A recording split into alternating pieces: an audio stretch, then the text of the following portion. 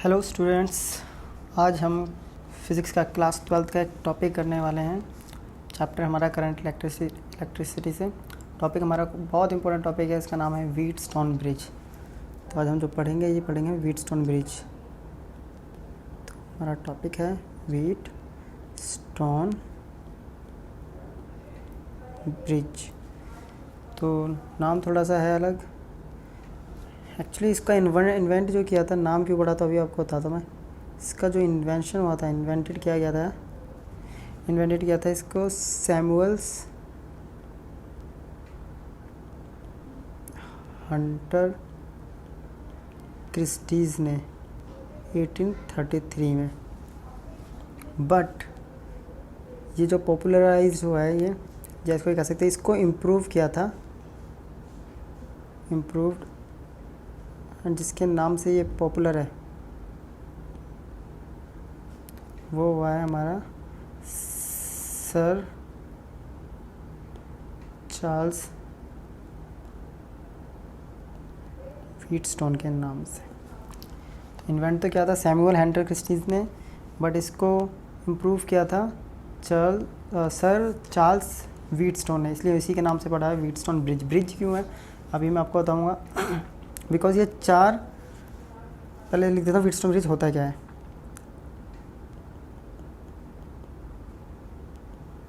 It is an arrangement of 4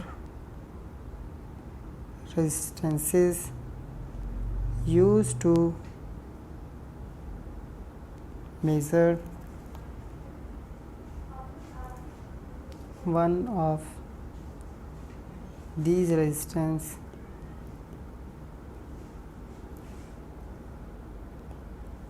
quickly and accurately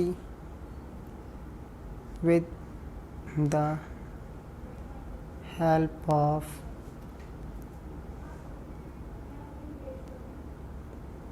remaining resistance. क्या है ये 4 resistance का एक ऐसा अरेंजमेंट है जिसमें से हमें किसी एक रेजिस्टेंस की वैल्यू फाइंड आउट करते हैं, बाकी जो भी 3 रेजिस्टेंस है उनकी हेल्प से या उनके टर्म्स में। और काफ़ी क्विकली प्रोसेस है ये, और एक्यूरेट भी निकालता है। तो ये तो होगा हमारा इसका कि होता क्या है। अब आता है कि वर्क किस प्रिंसिपल पे वर्क करता है। तो it is based on the principle of null deflection in galvanometer. Null deflection mean जब गैल्वेनोमीटर में कोई डिफ्लेक्शन शो नहीं करता तो उस पर ये बेस्ड है, उस प्रिंसिपल पे बेस्ड है। कैसे अभी हम करेंगे इसको। तो सबसे पहले इसकी कंस्ट्रक्शन कर लेते हैं हम। तो कंस्ट्रक्शन करते हैं यहाँ से, इसकी कंस्ट्रक्शन देखेंगे, देन इसका हम फॉर्मूला ड्राइव करेंगे। क्या बोला, 4 रेजिस्टेंसेस का अरेंजमेंट। एक रेजिस्टेंस ले लिया मैंने R1, कोऑर्डिनेटर बनाना है। ये ले लिया R2, ये ले लिया हमने R4, और ये ले लिया R3। क्लियर। इसको नेमिंग कर देता हूँ A, B, C और पॉइंट हो गया हमारा D। अब क्या करेंगे, इसके पॉइंट A और C से एक मैंने EMF E वाली बैटरी को कनेक्ट कर दिया। अब EMF E आएगा तो यहाँ से कुछ करंट आई जाएगा और यहाँ से करंट आई वापस आएगा। लेकिन ये तो अरेंजमेंट हो गया। ब्रिज कैसे होगा, तो ब्रिज इसको हम बना देते हैं। ब्रिज बनाने क्या करूँगा मैं, इसके B और D से एक और रेजिस्टेंस, चलिए रेजिस्टेंस भी दिखा देता हूँ मैं। एक रेजिस्टेंस और यहाँ लगा दिया मैंने, इसमें एक गैल्वेनोमीटर कनेक्ट कर दिया। इस रेजिस्टेंस को हमने G मान लिया, G4। तो गैल्वेनोमीटर से कर लिया। अब हम करते हैं यहाँ पे, ये बन गया ब्रिज अरेंजमेंट। सबसे पहले हम करते हैं इसमें करंट डिवाइड। तो सपोज़ यहाँ करंट जा रहा है हमारा I1 और इधर मान लेते हैं क्योंकि ये जंक्शन डिवाइड कर रहा था, ये हो गया हमारा I2। अब आएगा B, एक जंक्शन बन रहा है, B से क्या होगा, हम लेट कर लेते हैं कि जो गैल्वेनोमीटर के अराउंड करंट है वो है IG। तो B से C आर्म में कितना हो जाएगा, ये I1 से डिवाइड हो गया, तो I1 से IG डिवाइड हो गया। सिमिलरली I2 से करंट आ रहा है अब D पे, B से करंट आ रहा है हमारा D की तरफ, तो ये दोनों जाके यहाँ पे क्या हो जाएंगे, R4 पे ऐड हो जाएंगे जंक्शन रूल के अकॉर्डिंग, तो I2 प्लस IG, और लास्ट में जाके कितना करंट जाएगा, फिर से I1 plus I2, it means I current चला गया। ठीक है, तो इसकी कंस्ट्रक्शन लिख लेते हैं थोड़ी। तो इसके पास क्या क्या है, it consist of 4 resistances R1, R2, R3, R4। ठीक है, किस अरेंजमेंट में क्या है, connected to form a quadrilateral. इसने एक क्वाड्रिलेटर बनाया और क्वाड्रिलेटर का नाम क्या है हमारा, ABCD। तो इन दोनों ने मिलके एक क्वाड्रिलेटरल ABCD बनाया। क्लियर। अब एक बैटरी मैंने कनेक्ट करी, तो battery of EMF E connected between points, किस किस के बीच में कराता है, A और C, between points A and C, और एक गैल्वेनोमीटर लगाया and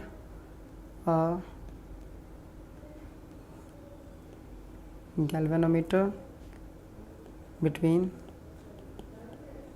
points B and D के बीच में एक गैल्वेनोमीटर। अब जो ये तो आर्म है हमारे पास AB और ये BC जो आर्म होती है, इसको हम कहते हैं रेशियो आर्म।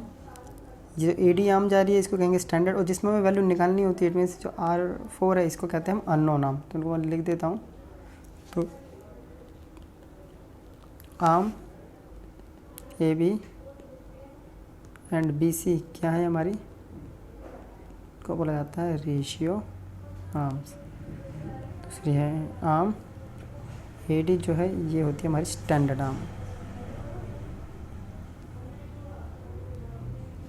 और लास्ट रहेगी आर्म DC, कहते हैं हम अननोन आर्म, बिकॉज इसमें होता है हमारा अननोन रेजिस्टेंस। क्लियर। अब सबसे पहले कुछ 2 कंडीशन आपको लिखवाता हूँ मैं। एक तो लिखवाऊंगा कंडीशन यहाँ पे अनबैलेंस कंडीशन किसे कहते हैं, फिर उसी से हमें पता चल जाएगी बैलेंस कंडीशन किसे कहेंगे। तो 2 कंडीशन होती है हमारी, एक होती है अनबैलेंस कंडीशन। तो अनबैलेंस कंडीशन में क्या होगा, ये जो हमारी आर्म है BD, जब इसके अंदर करंट फ्लो नहीं करेगा तो वो कंडीशन होती है हमारी, सॉरी करंट फ्लो करता है यानी डिफ्लेक्शन, गैल्वेनोमीटर कोई डिफ्लेक्शन शो कर रहा है तो वो करेगा हमारा अनबैलेंस कंडीशन। इट मीन्स यहाँ फर्स्ट कंडीशन लिख देता हूँ, करंट IG जा रहा है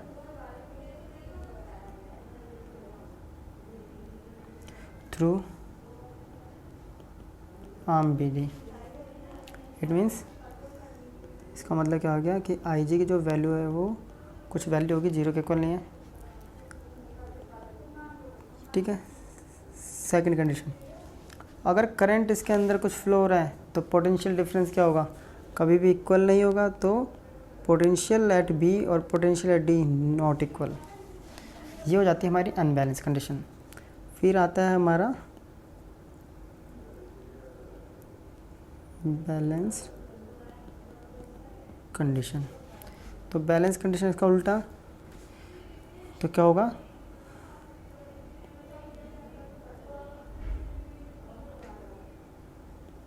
करंट जो IG होगा will not flow through arm BD। It means ये कह सकते हैं हमारा there is no deflection in galvanometer. अगर करंट फ्लो नहीं होगा तो गैल्वेनोमीटर में कोई डिफ्लेक्शन शो नहीं करेगा। तो आई जी कैसा हो जाएगा, 0 के बराबर। अगर करंट ही फ्लो नहीं कर रहा है तो पोटेंशियल क्या वैसा होगा, वो हमारा चेंज नहीं करेगा। तो potential at B equals to potential at D, ये होगी बैलेंस कंडीशन। क्लियर। अब हम करते हैं इसका डेरिवेशन।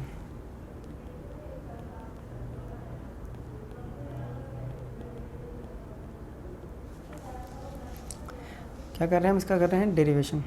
डेरिवेशन स्टार्ट करते हैं हम। तो डेरिवेशन स्टार्ट करने के लिए सबसे पहले मैं यहाँ पे एक लूप ले रहा हूँ। तो लूप मैं स्टार्ट करूँगा ए से बी, बी से डी एंड डी से ए। तो ये वाला लूप, इसको ऐसे करूँगा। उसके बाद मैं दूसरा जो लूप लूँगा वो लूँगा बी से सी से डी और डी से फिर बी, फिर ये वाला लूप। तो इसके अकॉर्डिंग करूँगा तो किरचॉफ लॉ जो मैं लगाऊँगा तो वही हम कर रहे हैं। स्टार्ट कर रहे हैं हम डेरिवेशन। तो डेरिवेशन क्या है, हम लोग कर रहे हैं किरचॉफ लॉ अप्लाई।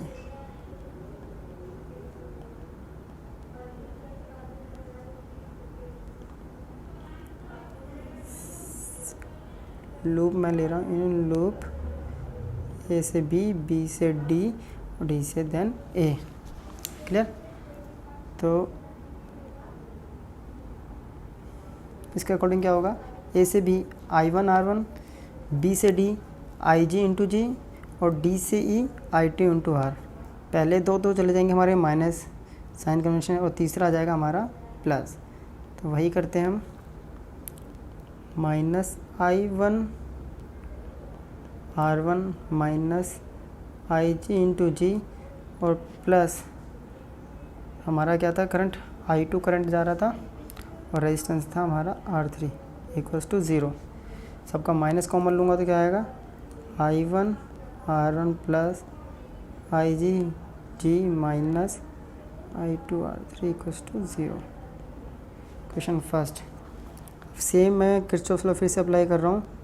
तो इस बार मैंने जो लूप ले रहा हूँ वो लूप लूँगा, मैंने बी से स्टार्ट करूँगा, ठीक है। फिर सी से जाएंगे, सी से डी और डी से बी। क्लियर।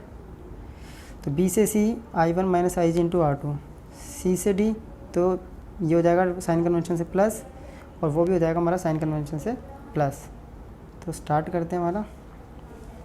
तो पहला हो गया हमारा I1 माइनस आई जी ये into R4 minus, sorry R2 था इसका रेजिस्टेंस, R2 माइनस, फिर हो जाएगा प्लस R4 रेजिस्टेंस आ रहा है हमारा किससे, I2 प्लस आई जी से R4 और लास्ट में फिर हमारा आ रहा plus I J into G equals to 0। अब सबका माइनस कॉमन लूँगा तो क्या आएगा, I1 plus I G into R2 minus I2 plus I J into R4 और माइनस इक्वेशन सेकंड। अब बैलेंस कंडीशन ये होना चाहिए हमारा बैलेंस। तो for balanced condition of bridge, तो मैंने इसके लिए आपको बताया था क्या होना चाहिए, आई जी 0। तो दोनों इक्वेशन में हम आई जी को 0 कर देते हैं from equation first and second. I G को 0 कर दूंगा तो I1 R1 बच गया और I2 equals to 0। Equation first थी हमारी, यहाँ से बन गया हमारा I1 R1 equals to I2 R3। Equation ऐसी इक्वेशन सेकंड ले लेते हैं हम, ठीक है। इक्वेशन सेकंड में यहाँ से ले लेता हूँ, इसमें आई जी को 0 कर देता हूँ, गया I1 R2 minus I2 R4 equals to 0। तो आ गई I1 R2 equals to I2 R4, equation बना दिया 4। अब मैं क्या करता हूँ, यहाँ पे हम क्या करते हैं, यहाँ पे थर्ड इक्वेशन को डिवाइड कर देते हैं फोर्थ से। तो डिवाइड इक्वेशन 3 बाय 4। तो क्या आएगा हमारा, I1 R1 अपॉन में I1 R2 equals to I2 R3 upon में I2 R4। करंट से करंट ख़त्म, तो I1 bye R2 equals to R3 by R4। तो ये कंडीशन होती है हमारी balance condition of wheat stone. जब भी बैलेंस कंडीशन होगा तो R1 by R2 equals to होता है हमारा R3 बाई R4। क्लियर। चलिए हमने बैलेंस कंडीशन तो निकाल ली। अब हम इसी से रिलेटेड टॉपिक है इसकी सेंसिटिविटी निकालते हैं। Sensitivity of galvano. तो सेंसिटिविटी क्या होती है? आपने टीवी में एडवर्टीजमेंट देखी होगी, सेंसिटिविटी की आती रहती है कि पानी पिया।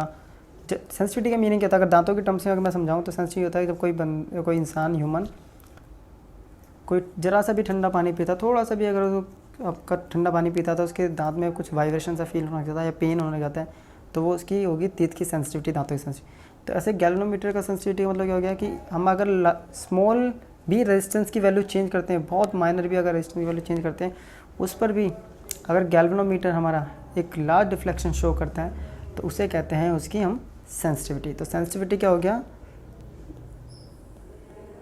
गैल्वेनोमीटर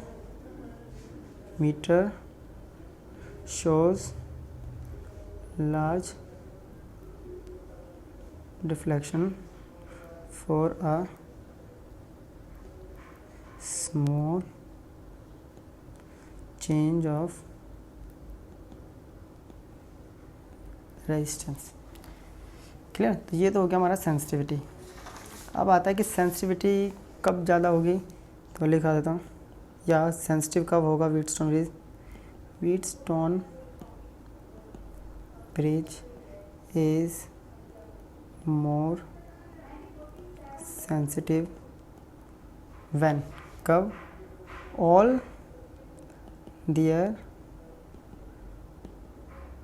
resistances are equal, या तो सारे रेजिस्टेंस इक्वल हो और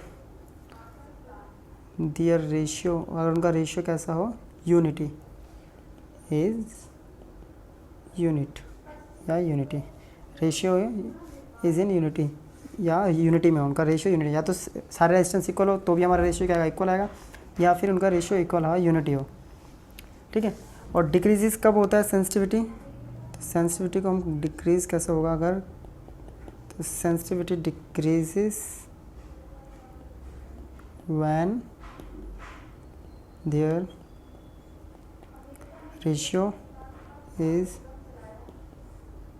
लेस देन, अगर यूनिटी से से कम आता है हमारा रेशियो, यूनिटी से कम आएगा तो हमारा क्या होगा, सेंसिटिविटी उसकी डिक्रीज होने लग जाएगी। क्लियर। सेंसिटिव कब होगा, जब यूनिट होगा, उससे कम होगा तो सेंसिटिविटी इसकी डिक्रीज हो जाएगी। आई होप ये टॉपिक आपको क्लियर हो गया होगा। नेक्स्ट वीडियो हम नेक्स्ट टॉपिक करेंगे। Thank you.